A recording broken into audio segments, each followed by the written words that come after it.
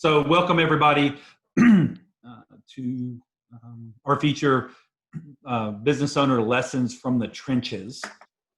This is a, let me clear my throat a minute. This is a format that while we've been speaker sponsors of the Wilmington BizExpo for the last, 10, 11 years.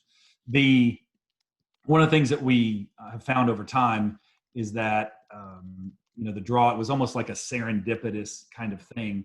A few years back, they had to reschedule the BizExpo, and we already had a training pre-planned that was kind of a once in a decade, once in a lifetime type training that we did not want to miss. Grateful that we didn't miss it because it was amazing and business changing. But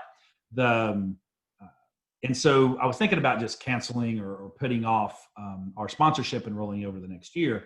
But I had the epiphany that, hey, why don't we, instead of while we're out of town, how about getting the business owners that work with us and are pretty exceptional business owners in the business community. They're very progressive, very aggressive about growing their business and are doing some pretty exceptional things compared to their competitors and even their, similar businesses in other towns. They really are exceptional, doing exceptional things.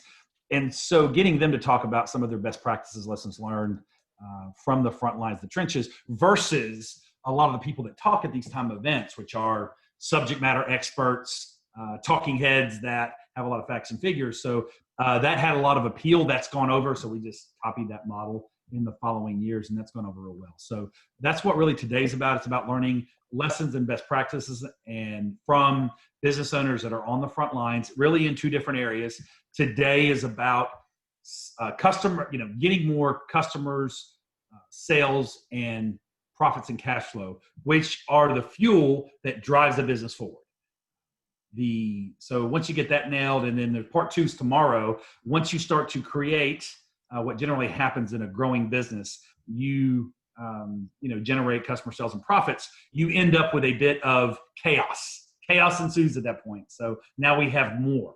And, through these strategies we'll talk about today, the business owners that work our systems and processes, it's not hard for them to double and triple their business over anywhere from a 1 to 2 year period. So that massive growth, once we start to unleash the power and the untapped potential in their business from a customer sales and profits perspective, then we've got to, at the same time, systemize, add team, and those kind of things. So we'll have a talk tomorrow with these same business owners that have experienced both. They've experienced massive increase in sales, customers, and profits in their business, and also at the same time had to fix team and system issues, sometimes alongside, and also in some cases first.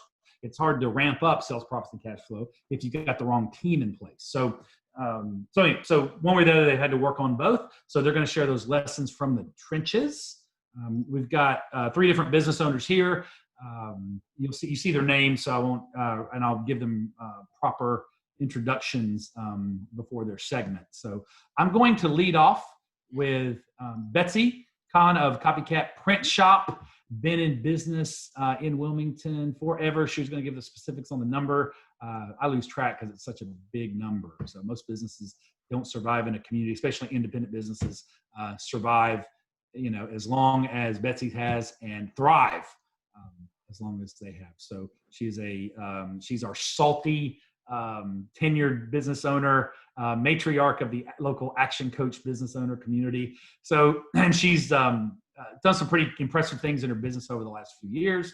Really at a decision a few years back, and you'll find that they all had decision points after doing their business a certain way. And she had done business a certain way for a number of decades, and really was at a place to go, hey, is this worth it?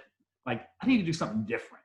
And we got to working together, and really she made a decision to make a pretty aggressive trajectory, in a different direction. So it's gone really well. So Betsy, talk a little bit about, just kind of give a little intro, talk about, how long Copycat's been around, how long you've been at the captain's seat of that business, and also what triggered the decision to turn the business in a different direction and keep going the way you were going. So that's how.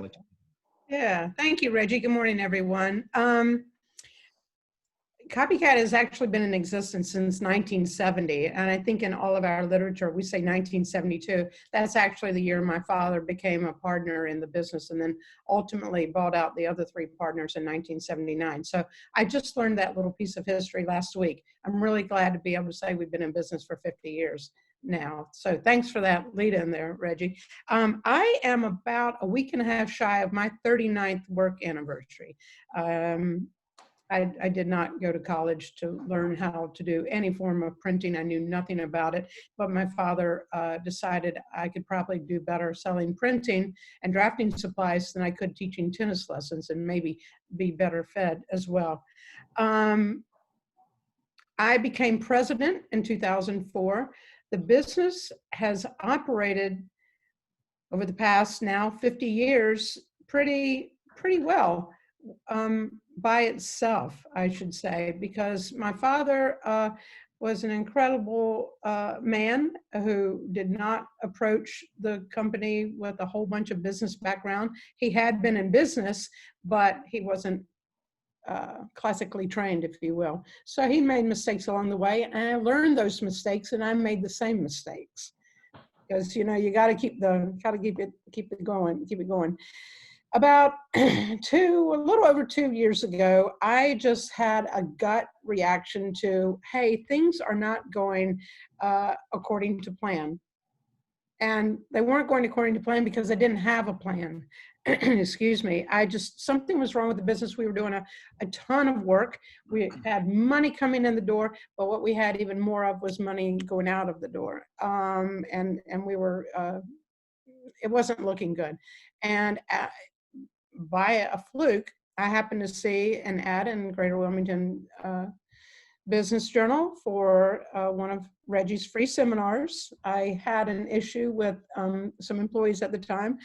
I labeled them Millennials, and I believe your seminar was on hiring, best practices for hiring and firing, whatever it was termed. So I attended. And I even raised my hand and said, what do we do about those darn millennials? And Reggie straightened me out right there in that seminar. And being a glutton for punishment, I decided to explore further working with a business coach and specifically with Reggie. And the rest, as we say, is history. When Reggie says we've turned our business around, I'd go with maybe 180 degrees, maybe not quite. It's very, very different today than it was 2.5 years ago. So getting into the meat of it. By the way, before you get into that, I will say that you, got coached. That would be a much better term than got the, just got a little coaching on that live. And anyway, I hadn't prepared my head better. All right. Well, you can interrupt me at any time. Let's lay that flopped. All right, good. Go. So talk about some of your to be able to turn the money side of the house around. What were some of your lessons learned from the trenches? So you made the point before I could. What we didn't have 2.5 years ago were the right butts in the right seats. Starting with our accounting situation, we had to make a personnel change. Oh, wow. Within a month of starting to work with Reggie, I had to replace the individual who was doing our accounting with someone who could do it better because the reporting just wasn't what it needed to be. I really had no idea where our money was and where it was going. That was the first major decision that we made. We immediately started raising our prices very incrementally. And in printing, people have a tendency not to raise prices. Costs of goods go up, the paper prices go up, but we don't typically charge accordingly. And so we started raising our own prices along the way. Before you move on to the next one, what were some of the things that prevented you from doing that? I find there's often a lot of 8 inches between, like 8 inches between your ears stuff when it comes to business owners raising prices. So what were some of the roadblocks or mental blocks that you had about raising prices? Although your vendors didn't have a problem with raising prices on you. And so what kept you from passing that along to your customers? Well, a lot of stupidity and a fair amount of fear as well. It's like, oh, if we raise our prices, we're going to lose. You know, having that mentality that cheaper was better, which is a liability of my industry as well. A lot of competitors want to promise the world, you know, at pennies on the dollar, and it's just not a good business model. So that was kind of fear-based. What did you find after you made those price increases? No one noticed. No, not one complaint. No one called up and said, oh boy, I'm so upset. The price of this particular product went up 7 cents per unit. I mean, we go to the supermarket and it happens all the time. Milk goes up, milk comes down, milk goes up, milk goes up, milk goes up. What do? We keep buying the milk. So it was a big learning. Yeah. So a lesson from the front lines is, and what facilitated that is me asking the question up front, Betsy, when's the last time you increased prices? You know, I couldn't even tell you. No idea. Right. And so, well, and they talked about some of the fears and then working through the fears and then going, all right, let's give it a raise and see what happens. And what happened was all the fears proved not to be true. And it was all that money and price increase fell directly to the bottom line, right? Which was an instant increase in, you know, cash and profits. So, right. All right, keep going. Okay. We began tweaking our processes in an effort to reduce our cost of goods expense. We tweaked the processes so that we didn't have redos. When we print something wrong the first time and we have to reprint it, we have doubled our expenses, obviously, if not more. So we started just trying to make sure that when we did it the first time, we did it right, which meant a lot more proofing in advance, just better communication, written and verbal, internally before the product was given to the client for proofing or what have you, so that we weren't buying that paper, special paper, twice for a one-time transaction. We started taking a look at our offerings, the various things that we offered, and we began de-emphasizing the items that really were tremendous energy suckers and provided very low return. The profit margin might be very low, requiring a whole bunch of time spent dealing with you know, a particular customer who needed multiple proofs, and it's like, that might be something we need to kind of back away from. Somebody else can do that work. We don't have to worry about it. I mentioned how great my father was. He was a very, very, very philanthropic gentleman, and he's established a policy that any house of worship, any school, any nonprofit, and we never put this in writing, but any one of those three different kinds of businesses would automatically receive a 10% discount. And there was never anything in writing, but a lot of nonprofits would come to us and say, you know, well, where's my discount? Mr. Kahn always gave us that discount. That was a really big thing to break.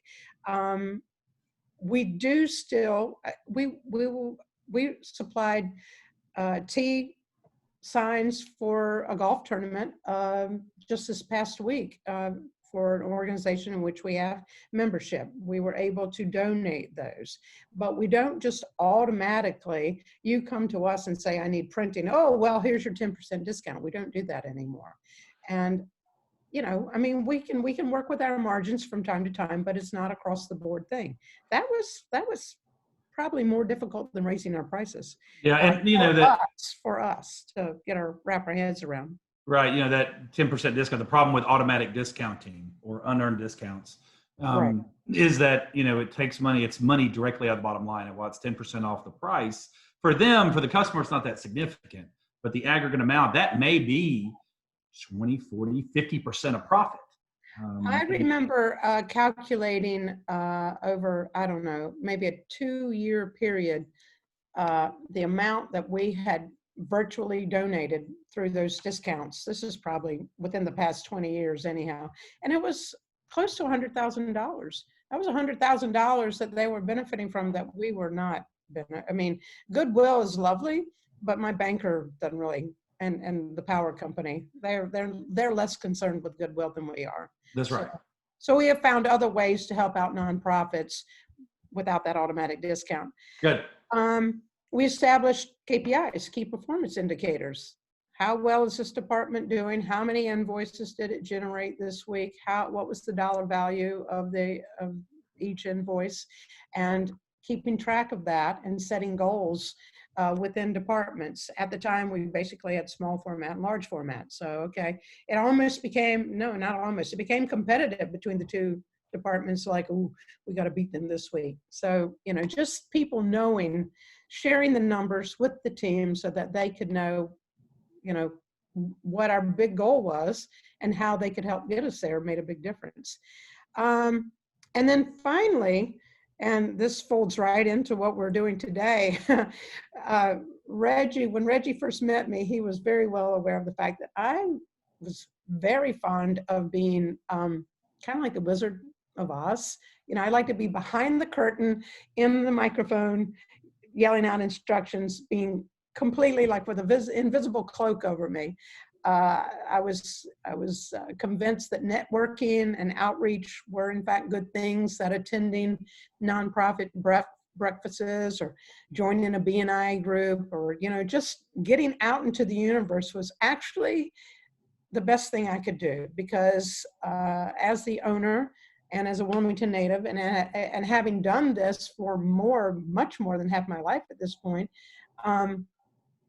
I'm the next best thing to our website in terms of advertising. And so I could actually commandeer this whole thing today and go on and on and on about Copycat Print Shop, but that would be rude, and I'm not rude. So he convinced me that the more exposure I had out in the community, the more opportunities for business growth, and it has made a difference. And now, even as successful as I was in doing that, I've been able to hire with the cash flow improvement. I've been able to hire a business development person so that I can go back and hide behind my closed door now. Yeah. With the exception of attending something like this. That's right. So frontline having presence in the community out. Can't wait for those days to return. Hopefully they'll be here before we know it. The one thing I did want to follow on is there were 2 points that tied back to something that you really didn't consistently do in your business, and most business owners don't, which is keep score in the business. And point number 1 was about financial reporting. Mm-hmm. You know, annual, looking at numbers instead of just going to your accountant at the end of the year and saying, oh, that's how much we made, how much we lost. Mm-hmm. You know, really kind of backing that up to a monthly, you know, review, report, and scorecard on how the business did. So that wasn't a discipline you followed. And when that happened, you got to see reality of how the business was doing and making adjustments, as opposed to just showing up and doing the work and doing busy work. Let's just stay busy. Let's just make money. Let's just keep our customers happy, and very non-measurable things. And so business was run by the gut and by the feel versus by the numbers. And then that kind of filtered down into tracking numbers weekly, and to a certain degree, gamifying the business to where it's like, all right, to reach our goals, to get to profitability, but also not only get to profitability, but achieving financial goals and aspirations, all the things you want to do to improve your business, it takes money to do that. So here's what it takes. And then how do we do this month, this week, and even down to the day?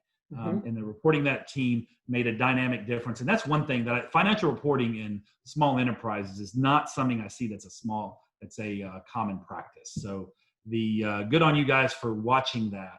And I think that's, as much as anything, has been a big turnaround, having awareness on, was this a good week or a bad week or an okay week?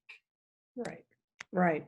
Exactly. The irony about the financial reporting is that, you know, I served on so many nonprofit boards over the past 30 whatever years, and oftentimes as chair of that board, and sometimes head of the finance committee, which I always found very strange, because if you know me, that's not a good committee to put me on.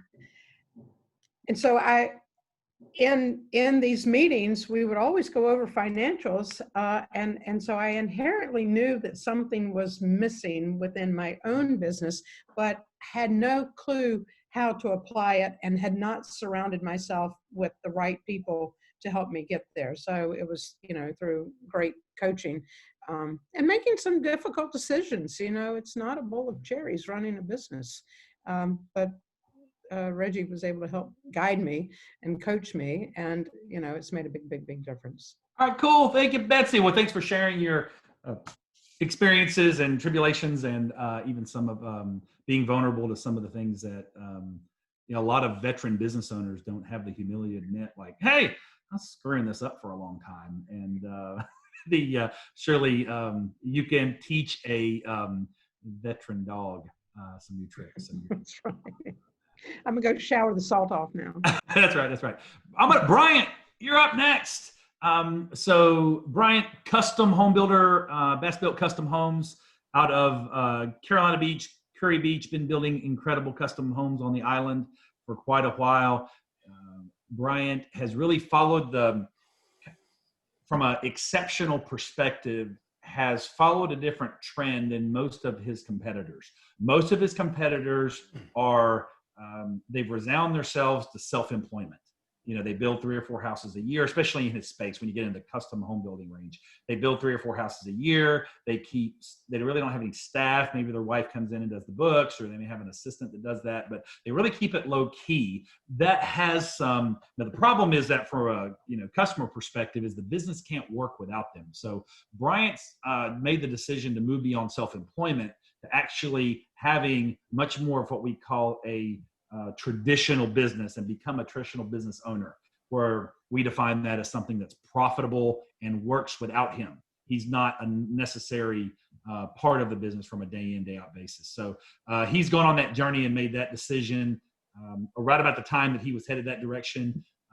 We started working together, and business has changed dramatically from the number of team members, the amount of volume he's able to do, and the amount of people that are able to benefit from living in a Best Built custom home on the beach.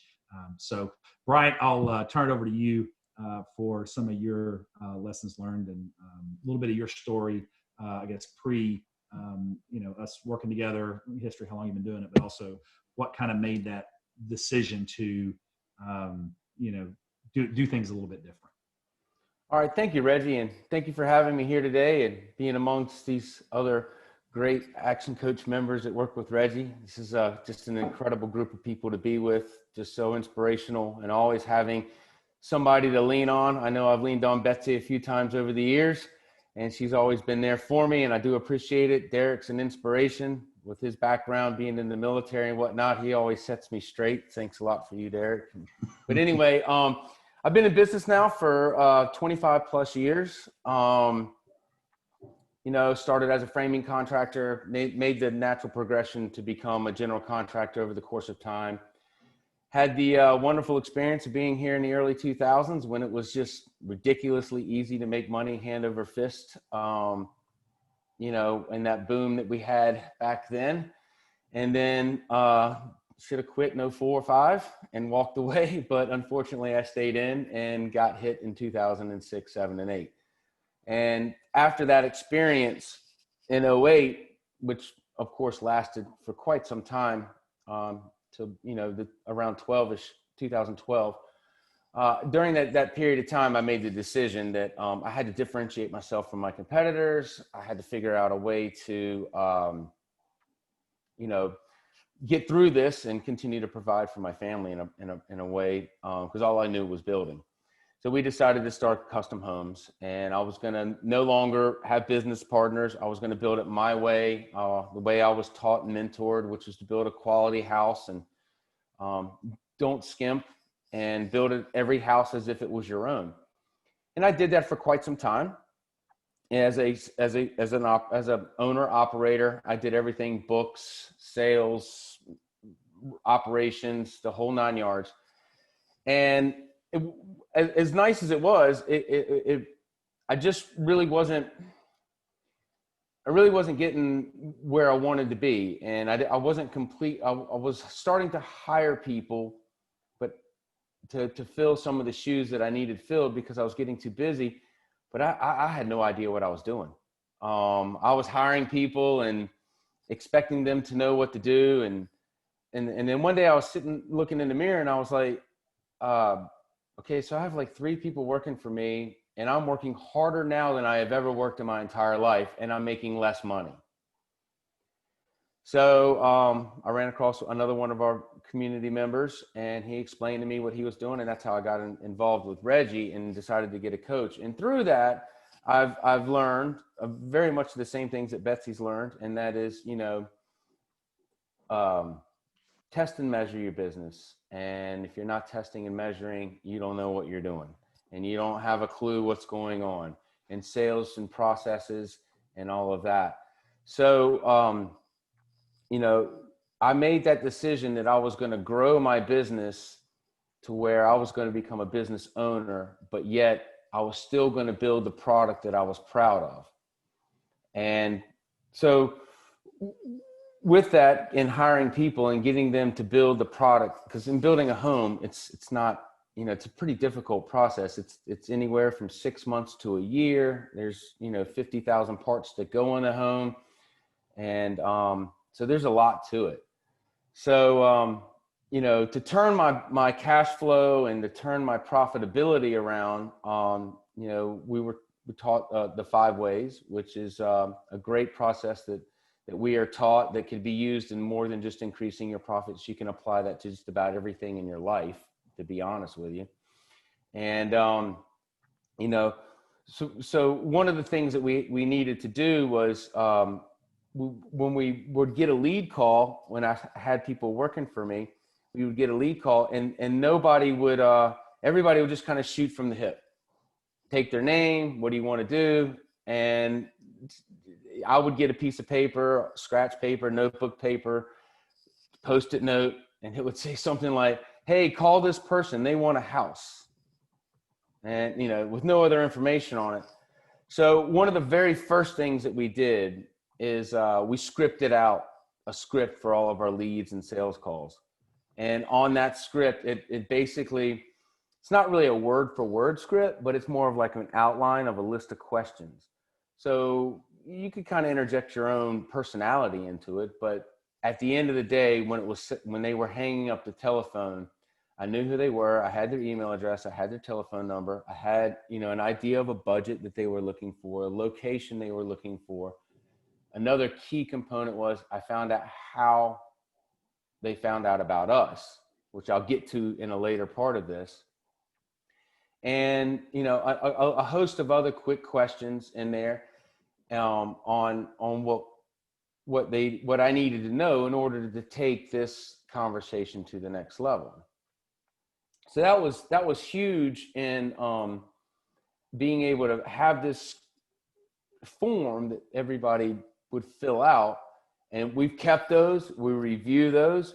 We go back and look at those and make sure and change questions as our business grows, and we find out new and different things we need to ask. Now we're more in the renovation side of business. There's a lot of renovation going on. So we're asking questions, regarding more geared towards the renovation end of it. So that's been a really big part of it. And we took that same theory and we applied it to a lot of our other processes. When we're doing selections, when my team has to do selections, we have kind of an outline script for that. Not necessarily, again, word for word, but just a list of things. Make sure you hit these bullet points when you're doing selections with our homeowners. So it's really worked out a lot to have this. Formalizing that process and like getting consistency across the board, because when Bryant's on the phone, he asks one thing. When, someone else answers the phone, they kind of go off the cuff and get what's important. So taking the time to get, processes out ahead and develop a best practice that's consistent across the board. So it doesn't happen one time with one person, one time with another, and the other time with the other, right? That's right. It's like baking a cake. If you want the same cake over and over again, you need to develop a process or a system to do that, because one person might put one egg in it, the next person might put 2 eggs in it, and you got a completely different cake. So that was kind of the first place we started on that. And then the other big lesson I learned too is on our leads end of it. On the leads end of it, I never did marketing. I always just kind of thought of marketing as a waste of money. It's an expenditure I do not need to spend money on, because I was getting work. But I was also allowing, in doing that and not getting the marketing and not concentrating on my marketing, which, by the way, marketing is not an expense, it's an investment that you should get a return on, almost like buying a stock or a real estate property or something. You know, you're looking on a return on that investment. But by leaving it up to chance, whoever walked through my door or called me, I kind of had to take a job. And the best thing about doing my marketing that I've learned is I can qualify my customers, because not everybody is meant to have or wants or even wants a bass built home. They may want more of a track built type home, or they may not want to spend the extra money on some of the extra things that we do. So we cater to a certain clientele. And by doing my marketing, I can kind of qualify the group of people that I'm shooting my marketing out to, so that when the people do pick up the phone and they do give me a call, I've kind of pre-qualified them to an extent. So they will, it's the customer that I'm looking for. And then, so that was huge realization for me, that, because let me tell you, I've learned from experience, especially when in a business that you spend 6-8 months to a year with a person. If you're not a good fit, it's not good for us and it's not good for them. It's just not a good fit. And if you have somebody, and that can bleed into all of your other houses that you're doing. So, making sure that we have the proper person fit that we are working with was a huge real revelation for me. Right. And just in that good effect, being more effective at marketing and being able to get more, acquire more customers and get aggressive there gives you that choice. That's Absolutely. one of the things we've talked about, like you're able to be more selective and say no to customers that don't fit, because the big lesson learned from the trenches is when you weren't marketing well, you were desperate and you took on customers that showed red flags up front, but you're like, we need the business, we need it. And you should have said no, but you did. And you're like, oh, we'll fix them. Like whatever, when you're dating, the boyfriend or girlfriend are like, oh, I'll fix them. They have imperfections. I'll fix them. And generally over time that just degrades and doesn't get any better. So. Yeah, absolutely. And then also through the marketing as well, once I started marketing and I started doing target marketing, I also found out, which is we get through the scripting, is we're finding out where our money is best spent. So through the script and lead call, where did you hear about us? We're tracking and we use a lot of internet stuff, whether it be Houzz or our website or LinkedIn or any of those other Facebook, Instagram platforms. We're tracking where these leads come in. So knowing where to spend my money and using that money to definitely target. We even go so far as, once we put these leads in and then we do sign contracts, when we sign the contract, there's a little column on our tracking thing that says where that lead comes in. So at the end of the year, we can look at our signed contracts and know that 20% of our signed contracts came from Houzz, 20% of our signed contracts came from a sign on the job, or a referral from a real estate agent. So test and measure, test and measure, test and measure. If you're not testing and measuring it, you can't fix it. Yeah, and the other thing is back to that I talk about that buying customers mindset. If you guys are on the call or on this in this meeting and would like to know more about that whole buying customers mindset, and how do you have an unlimited marketing budget that you put $1 in and $10 comes out the other side, and have an unlimited marketing budget where you lower acquisition costs and raise lifetime value. The principles of this we've got in buying customers. We'll be glad to gift you a copy of this. It was written by the founder of Action Coach, Brad Sugars. Bill, Bill, or say something, Bill. Say, hey, everybody. While he's working off his mute button and doing that. Hey, everybody. Okay, so you see Bill. Set a meeting with Bill. He's, we're on the expo floor, and you can set a meeting, and we'll be glad to offer you a copy of that. He'll distantly deliver one of these for you, and you can get some of those, be glad to kind of get some of the things that Bryant's talking about. What's the story behind the story there? And how could you do that in your business as well? Sorry, Brian, for that. Oh, Bryant. no worries. And that's a great book. I've read it. I've read all of Brad's books. So, hey, talk about a little bit about, what you've done to increase, increasing your average ticket each customer. You're only able to work with a handful of people every year. And so you've really done some good things in making the most of every customer.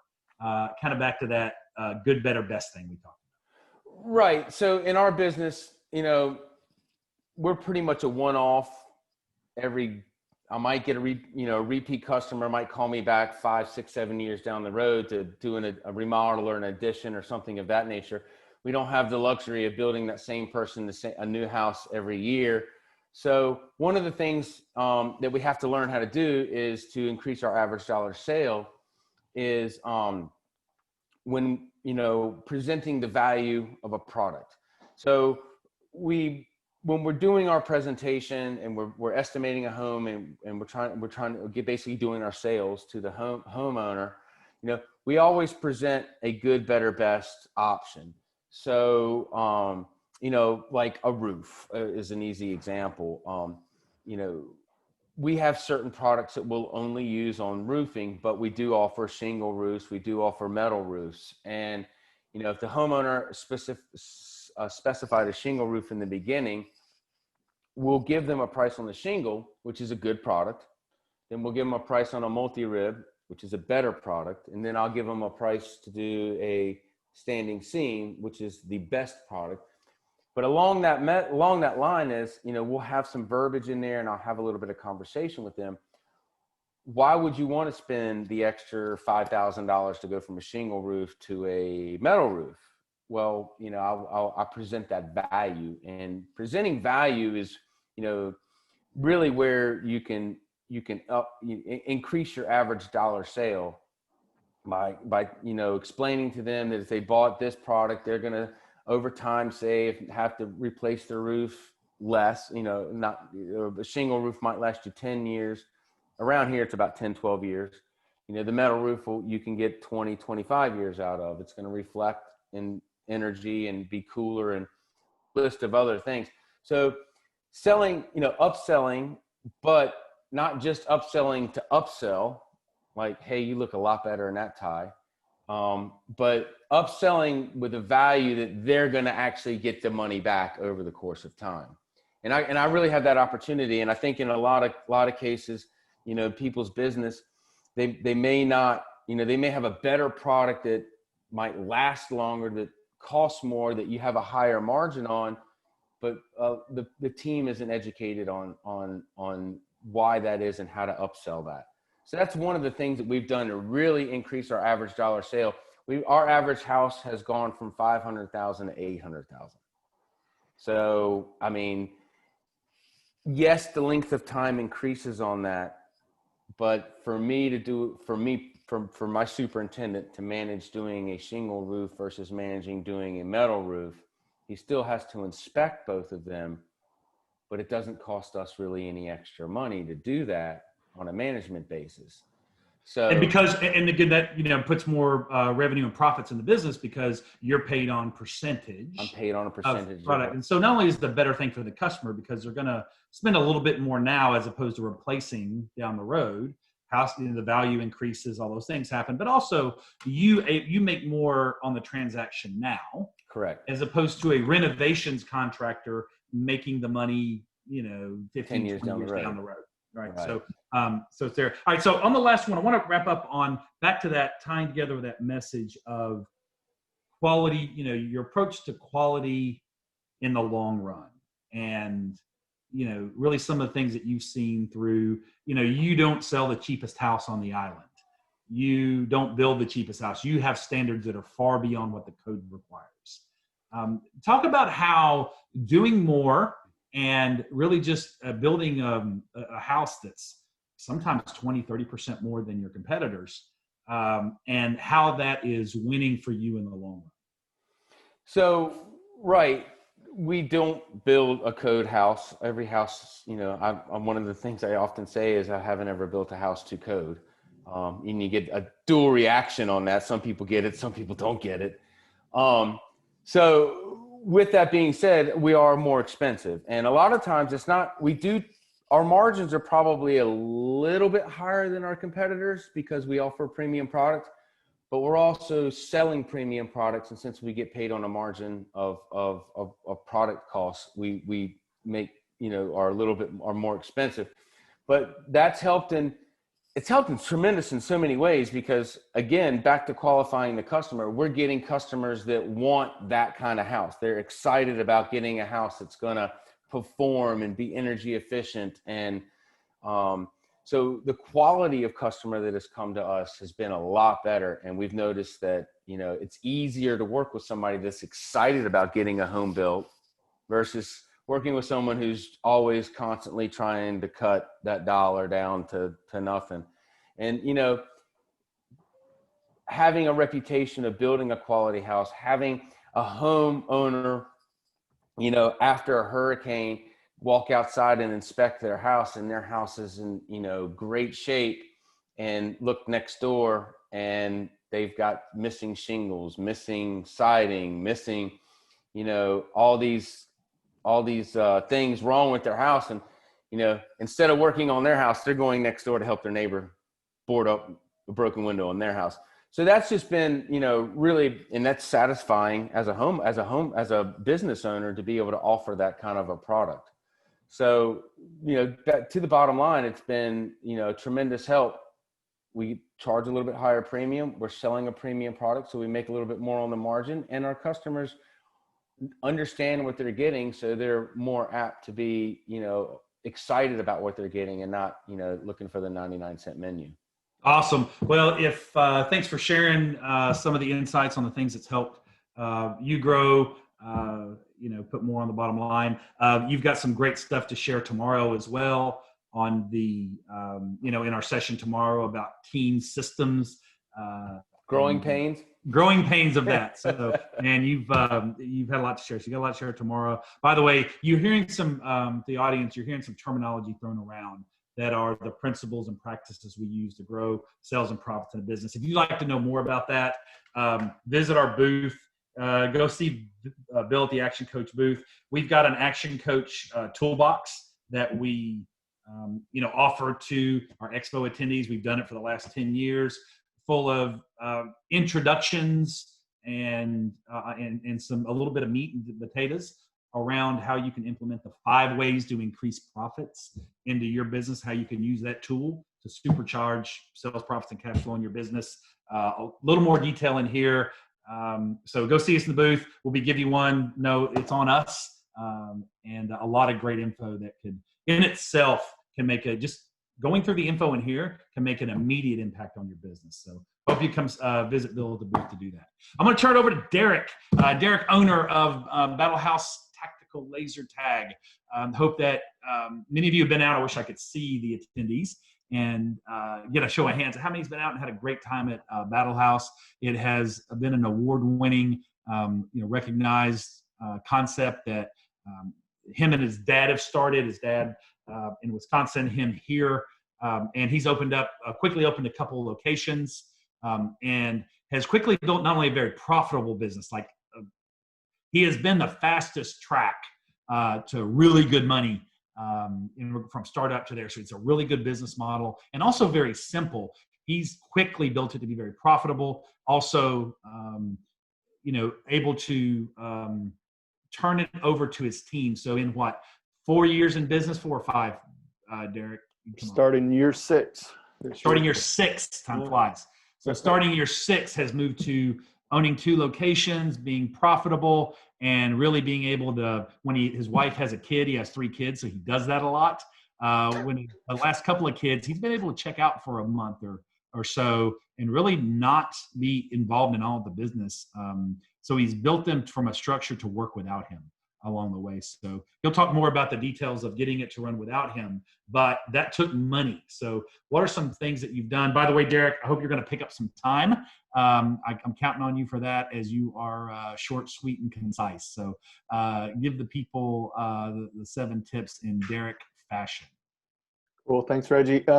Real quick, too, I'm a former Army Black Hawk pilot, so that's what brought me to North Carolina via Fort Bragg, over 28 months in Afghanistan and other overseas places. I've got more flight time overseas than I do in the States. So that's the fun tips about me.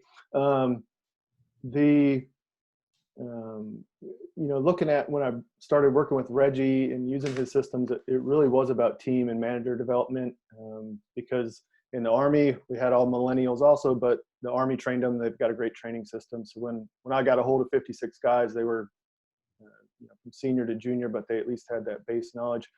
All of our staff, except for 2 of us, are technically millennials, based on the years we were born. And that's really normally what comes to us, part-time high school and college students or post-college. And we work the training system with them and get them to run it without me, which is cool. So we also have a system for firing millennials, because if they're the stereotypical millennial, we'll move them out quick because they're not going to be a good fit. Normally they don't even get hired, but that's a whole nother, that's for tomorrow. Not to repeat anything, Betsy or Bryant said, but I'll give you the Battle House take on it. So our average dollar sale, how we kind of look at doing that, increased pricing.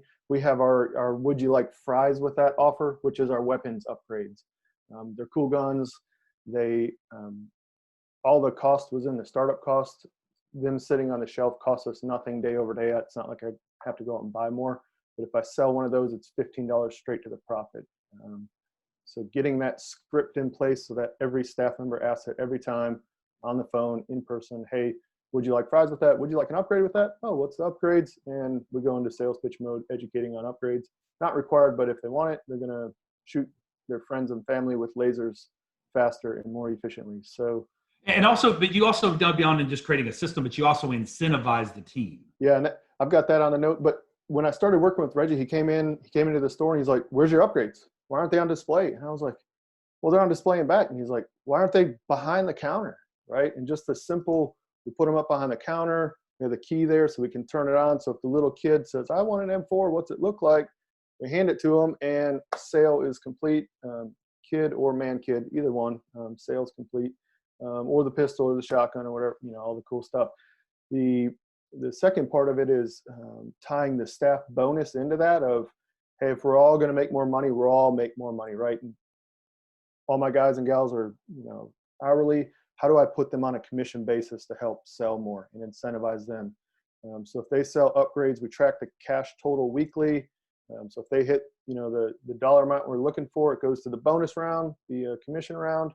The more they sell, there's tiers, so they make more money the more they sell, which is how I can get my front desk admin staff on the phone on commission so that they make more money. Tied into a whole team goal of social media tags and reviews, and that's a whole other thing. But it's two programs that we're measuring that gets more money into their paycheck. Not that they're all motivated by money. Some of my guys like beer, and if they don't want cash, I will buy them beer as long as they're within that age range. The other thing we look at, complete contracts to building a home once and waiting 10 years for them to move up is our average customer volume. When we started was around 14,000 a year. With working with Reggie, we get it up continually over 20,000. 20,000 times customers are coming through the door in a year. So it's kind of, how do we get that volume up? And it's a repeat number of transactions. Getting you out once, making sure you have an awesome time. Great, let's get you back out here. So tested a few different loyalty systems, and we're still currently testing too. We've got the old school punch card, like the Subway card, where every time you come in and buy a ticket, you get a punch. Sometimes on weeknights, we'll do the double stamp, double punch day, right? Or whatever, but we're testing that. And then we've gone to the more high-tech version where put your cell phone number in, and it counts, you know, how many dollars you've spent, and it's a point system. So if you get to this X number of points, you can use it to get free games or free 10-player parties, or all the way up to our expensive $800, $900 private events. We've got customers that get to that level because they just rack up so many points with us because we see them so often. Yeah, and I think another key thing you do is not only you collect those details for those loyalty programs, but you also stay in touch. You know, and that frequency from repeating business comes from, hey, it's a slow weekend. You know, let's blast out the email, text. But because you have those details and those systems in place, you're able to instantly, if you got to see a slow weekend coming because of your reservation system, you're able to instantly push a button and drive traffic. Right. We can blast out, hey, here's the deal for the weekend because it's our VIPs. We see them all the time. It's a customer loyalty thing. Here's your $10 off, or here's your free upgrade for the weekend. And it instantly leads to making the weekend customer count higher. Tied into that, customer loyalty is also a customer referral system. And if you've listened to the bar restoration guy, he's got the system and he explains it for restaurants, the napkin system, right? First time customer gets a white napkin, second time gets a red napkin, third time gets the gold napkin. So all the managers and staff know first time, second time, third time, because if we can get them out 3 times, they're hooked for life. They'll bring their friends. We'll see them back repeatedly. So we said, well, how in the heck do we do that with laser tag? Because we're not interacting with them as much as a server would at a restaurant. But we have that interaction when they come in. Hey, have you been here before? Nope. Ding, light bulb, you know, do the waiver, and they get pulled into our system, and we can text or email them. If they don't sign up for it, they won't get that. But from a, hey, we can focus on these new customers that way. Text them a deal, they come back out, hey, show it at the register. Oh, cool. That's the only goes to the new customers, right? So they show us that. Cool, you're a second-time customer. Hey, I know you're going to have fun. Here's a free shotgun or pistol upgrade, right? For next time when you come. Can't use it this time, but next time when we see you out, you have to try that out, right? Those are our lower dollar ones. They don't get purchased as much. So then when they come out for time number 3, they present us with that. Oh, we know you're here for your 3rd visit. Hey, you obviously like us. We like you because you're coming out here having fun. You brought new people because we asked, and oh, these guys are new and we've been here, you know, give me my free upgrade. So then we work them into the Battle House Bucks program, right? My wife goes to the high-end clothing store, and if you refer your friend, she gets $50 off, and so does the friend, right? So we've done that. We give them $100 worth of Battle House Bucks, give one to each friend. It's a $20 fake Battle House bill printed at Copycat Print Shop. So we hand all that out, and when that friend brings it in, we text the our VIP customer and say, hey, you've got a $20 credit. So now they know they've got $20 sitting there waiting for them to use, and one of the friends brought it in. So it's how do we add value to both of you and help get the referrals coming in. We're testing some stuff with private event corporate to do the same type of thing.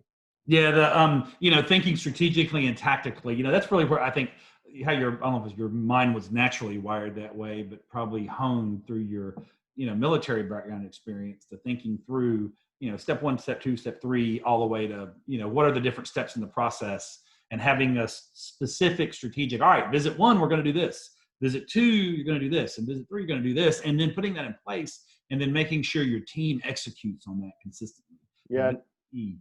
And I can't even I can't take credit for all that. That was 2 or 3 weeks in a row of us having a meeting. We did it as a staff learning because management team's always doing learning.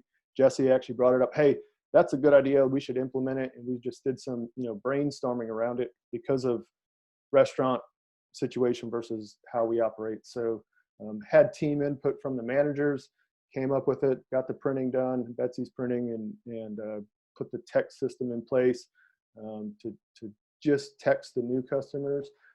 So it was a team effort. Now they run it, and I just look at the numbers at the end of the month. Go, oh, cool. That's how many those coupons or those Battle House Bucks came in every month. The other thing to really do is to educate your customers on all your products and services. For us, we're known for the birthday parties and the fun for kids, right? We're laser tag. when we get mom or dad there and one, they're booking the party, hey, make sure you wear comfy shoes and you plan to play.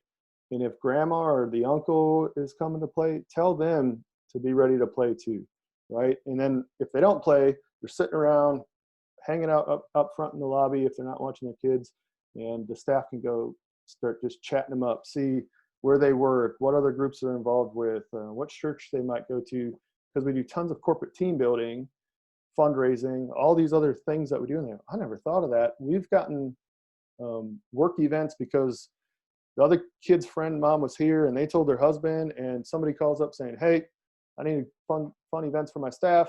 I heard about it through the grapevine, and like sales pitches just booked me in for this day because they saw how much fun the kids were having and go, oh, this would be awesome for my guys to do, the team to come out and do for that.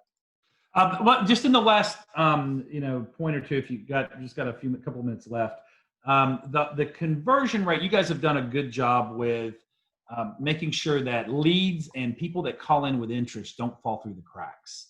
And you've done some pretty unique things there. Talk a little bit about how you make the most of every prospect, because most leads, most businesses' biggest area of opportunity is converting leads to prospects. Right. I'm sorry, leads and prospects to customers. Right. And so scripts have been hit on. The other thing that Reggie said, hey, implement right away was inbound and outbound phone recording so that we can train the staff. It's not really to get a customer in a gotcha moment. We use it 100% to train the staff so that we've developed that script that's a flow chart, because if, hey, have you been out before? Yeah, I come all the time.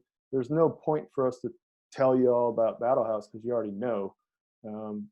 The staff training and looking at that, we've taken high school and college students, put them on the front desk phone, and they can sell the private events and do everything that's in the normal realm. If they don't get the sale right then, they go on the follow-up sheet, name, email, phone number, so that we can get them the information. So if it's a mom or dad that's calling out and they need to talk to the other spouse, or it's the secretary or one business owner or manager and they need to bounce the information off the other teammates, we get them all the information they need to make a decision to come out and have fun.